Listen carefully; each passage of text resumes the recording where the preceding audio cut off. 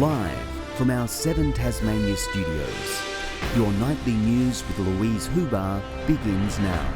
Tasmania is preparing for the proclamation of King Charles III, but not without honouring our longest-standing monarch. The gates to Government House today left open for locals to say their final goodbyes to Her Majesty Queen Elizabeth II. A Commonwealth in mourning, flowers and heartfelt sentiments resting on the doorstep of Government House. This 11-year-old boy, one of many admirers, heartbroken by Her Majesty's demise. At the start of her reign, she said she would dedicate her life to the service of the people, and I believe that she's done an amazing job of that and she'll be remembered forever on. His grandmother finding it hard to envision a world without the beloved Queen. She's such an inspirational person who's always been there in my lifetime. Also describing Queen Elizabeth II as a fair and unjudgmental role model for women far and wide. For them to think, yes, you can be a leader, you can get results, and you can leave a heritage behind. An official service will take place tomorrow, Her Excellency and the Premier to be among those laying wreaths in the Queen's honour, complemented by these condolence books where locals have penned their personal goodbyes. I wrote about her hopefully having an amazing internal rest with her husband. The ceremony will conclude with the proclamation of King Charles III, who last night vowed to serve with loyalty, respect and love. Brianna Boylan, 7 Tasmania News. Back home, and as the world mourns Her Majesty, Tasmania remembers a queen devoted to the Commonwealth. Launceston bagpiper John Ralph recalls some of his fondest memories of meeting the monarch.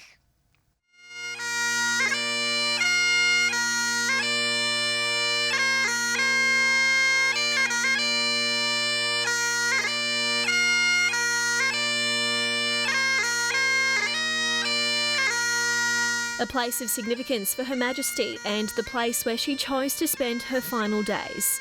Launceston bagpiper John Ralph paying tribute, playing Balmoral in her honour. To wake up to the news was a bit of a shock.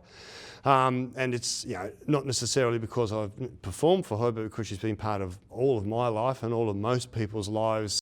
John was given the opportunity to perform for Queen Elizabeth not once but twice, with his first introduction back in 2018 at the royal family's Scottish residence. I was introduced to Her Majesty and said, this is John Ralph and he's from Tasmania, and she sort of remarked the distance that had been travelled to come here. At the private performance for the monarch and Prince Edward, the Tasmanian proudly represented his home state, composing an original song with a special nod to the Queen's visit in 1954. During that royal visit, the royal family stayed at Connorville near Cressy with the O'Connor family. And every morning pipers would go to play them to breakfast, as they do have at Balmoral. I thought composing a tune called Connorville would be appropriate. The piper was also given the honour to play for the monarch less than a month ago, performing a song close to her heart, referencing her beloved Prince Philip. She described him as her strength and stay, and there was a song written called Strength and Stay that was performed for her. You got a sense that there may be not many opportunities after this to do this, so it gave you a sense that this was probably something quite special. Sending off the Queen while welcoming a new era.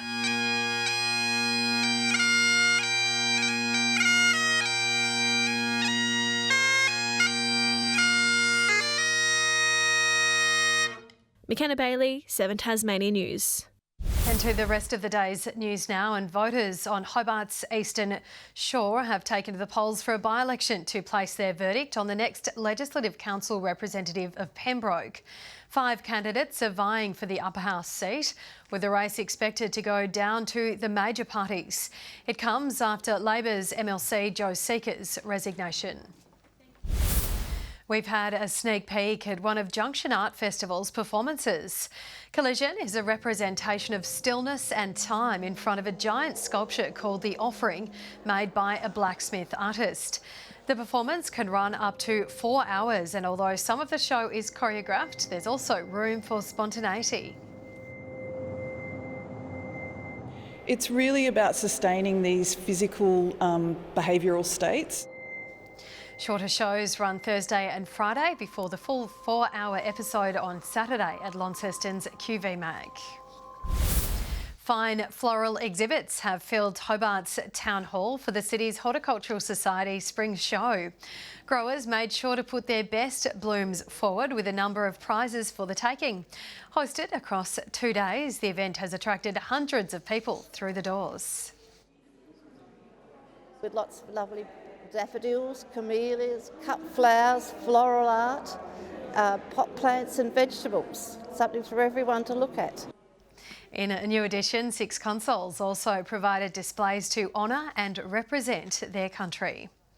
Good evening. A big day of footy finals around the state. We'll start with the SFL. Lindisfarne has been crowned the 2022 champion, clinching victory over Cygnet by 11 points. Grand final action at North Hobart Oval. With a hope to hold on to their undefeated title, it was Lindisfarne who settled first on a day where the stakes were high. Sends it long towards goal, he likes it off the line. And it's through. Battling through soggy conditions, Cygnet drew a free kick to level up scores in the first. He's happy with it, really straight through the middle. But a week off was serving the two Blues well, with fresh legs helping them take the lead into the second quarter. Umpire's call is goal. Jake Briggs with a couple. Muddy but determined, the fight for the premiership title saw tensions flare. Push and shove here. Lindisfarne weren't letting the game slip away from them, surging ahead by 12 points at the half. They just need a little barking here at the half-time, I reckon. Trailing behind, the Port were in desperate need of a spark, although the chance to overthrow the reigning premiers kept the two Blues hungry. That momentum continuing as the boys in blue held on to the final siren. And there it is. The siren goes. The pressure of their winning streak proving to be the recipe for success. Grace Evans, 7 Tasmanian News.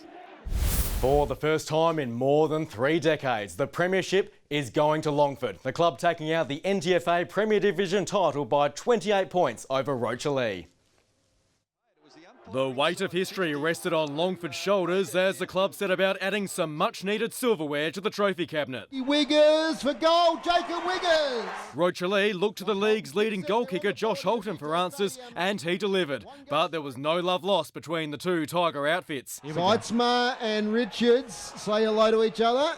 Holton was saying hello to the goals. He's got to drag it right to left and he gets it. But Longford didn't want to let its chance slip. Luke Murphy-Cohen snapped with perfect accuracy to give his side some breathing space. The emotion on his face said it all. That's when his teammates started to believe. He's happy. And so is all of Longford. The town's going to party tonight. Their first flag since 1989. The drought finally over. In the women's, Deanne Taylor kicked the sealer for Launceston. The Blues going back-to-back after downing Old Launcestonians by 9 points. The club's won every game bar one in the past 2 years. Those bunch of girls, they're just something so special. It feels incredible to win that with them today. A special team capping off an incredible season. And in the North West Football League, Devonport has won back-to-back flags for the first time since 1915. The Magpies holding off a huge fight back from Wynyard to run away 7-point winners. This is what sweet relief looks like for Devonport. The Magpies going back-to-back for the first time in more than a century. A moment to savour for the champions of the coast. They got there through centre-half forward Nick Milburn, who gave the Pies their first sniff of a lead. And while Devonport displayed a deft touch with the heavy ball, the heavyweights were looking to settle the score in other ways. Devonport's winning the game. Wynyard's more interested in winning the fight. An educated elbow in the old-school dictionary was met with a blind eye, but there was no missing the grab from Charlie Castles. Great mark, Charlie Castles. On the eve of half-time, Baldock medalist Callum Kubicki hit back on the scoreboard before both sides resumed hitting each other, and when Bo Sharman goaled from outside the arc, it was truly game on. Sent a long bump towards goal. Magnificent. The Cats started to purr. Wynyard chipped away at the deficit, and before Devonport could blink, the Navy Blue boys were in front. But the Magpies' grand final experience showed. The old hand Milburn evaded the pack to snap truly when it mattered most. The veterans kicked an absolute beauty. Might be the match-winning goal. It turned out to be Devonport holding off a brave fight from the Cats of the Coast. Tasmania has suffered a heartbreaking 1-point loss in the NAB League. Needing a win to book a place in the grand final, the Devils fought valiantly against Dandenong. Barely a goal separated the two sides for most of the game. One last effort from Jack Callanan fell just short of goal in the dying seconds, leaving the Devils stranded 62-63 at the siren. It means Devils players will be available for next week's TSL grand final. Collingwood's season goes on the line with a preliminary final spot up for grabs against Fremantle at the MCG. A win by either team tonight will see them face the Sydney Swans in the second preliminary final next week. Our coverage begins right after the news. The Hobart Chargers have lost their first game in the NBL 1's National Final Series. The Chargers were outmuscled by the Gold Coast Rollers' big man Lamar Patterson, who managed 19 points, 14 rebounds and 8 assists. Ollie Angerstein also scored 19 points, but a slow start had the Chargers playing catch-up.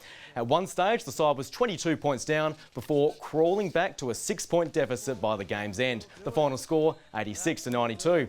The Chargers are back on court for Game 2 against the Rockingham Flames tonight. Launceston has taken out the Tasmanian Rugby Union Premiership Division Grand Final against Taroona at Rugby Park. Vincent Bell scoring the first 2 tries of the game for the Tigers. The Penguins clawing back points at the start of the second half thanks to the boot of Noah Kazarine. Despite a yellow card, the Tigers came back to win after a penalty goal in dead ball time. The final score, 17-16. Good evening. Maximum temperatures were generally within a degree or two of average. Burnie with 17 being the state's top, Launceston and Devonport 15 and 14 for Hobart.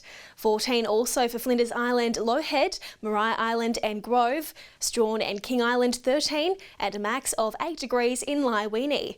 Clouds show layers of low and high cloud blanketing most of the state. Further out, a middle-level cloud band lies over waters to the southeast of the mainland and extends to the south of Tasmania. Tomorrow shows a cold front crossing Tasmania during the afternoon, replacing the humid air mass that is currently over the state with a cold westerly airstream. West to southwesterly winds 20 to 30 knots about the north and northwest and 25 to 35 around the south. Swells to 4 metres in the west and south. On to warnings, there is a gale warning in place from White Mark to Southeast Cape and a strong wind warning from Sandy Cape to St Helens Point, including the Banks Strait. We have a flood warning in place for the South and North Esk rivers, flood watch for the northeast catchments, and finally a bushwalkers alert for the Central Plateau and Western Forecast districts. Looking to tomorrow's forecast, Hobart and Richmond 13, showers and 11 for Ooze. Shower or 2 for Launceston and Deloraine, 14 in Devonport. Looking to the west, Burnie, Strawn and Curry all reaching 12. To the east, St Helens mostly sunny, 14 for Swansea and White Mark. Monday shows showers about the west, south, central areas and Bass Strait Islands with possible hail about the west and far south. Light showers about the west and south, easing during the day, snowfalls to around 600 metres. And on Wednesday, showers developing about the northwest during the day, fine elsewhere. Shower or 2 for Darwin and Alice Springs, sunny and 31 in Broome, Melbourne 17 and a sunny 25 in Brisbane. And current temperatures, Hobart cloudy and 13 degrees, similar conditions in Launceston, Devonport cloudy and 12, and isn't it nice to see the weather warming up a little bit, Lou? It is, it'll be even better when this rain clears. Thanks for that, McKenna. That's all your news for now. Thank you for joining us. We will see you again tomorrow. Good night.